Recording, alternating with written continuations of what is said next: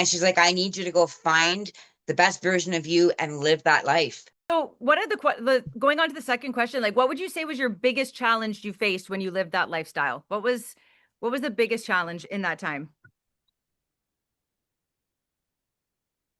Love. Like, I think at the end of the day, it was, I just wanted to truly be loved. The relationships my relationships were always sabotaged. And at the time, not realizing, like, as long as I was in active addiction, or so was my partner, that I was never going to actually find what it was I wanted. And also being able to be the parent that I wanted to be.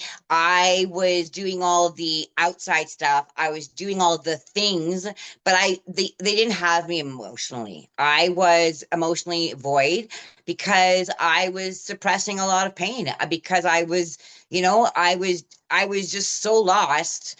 Um, they didn't get the best of me. Yeah.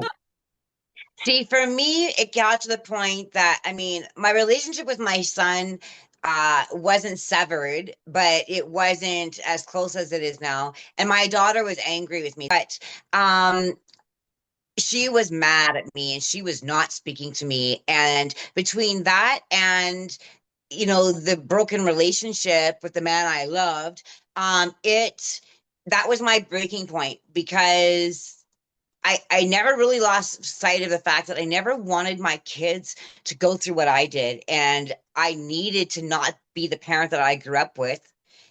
And I wasn't, but I still messed up, Yeah. and I'm now forever living in an amends, and I'm lucky that my children forgive me and love me and have been through this journey with me the entire way. But I mean, that as well, when I reached my breaking point, I had no more excuses. My son was there to help take care of my daughter, and my daughter came to me.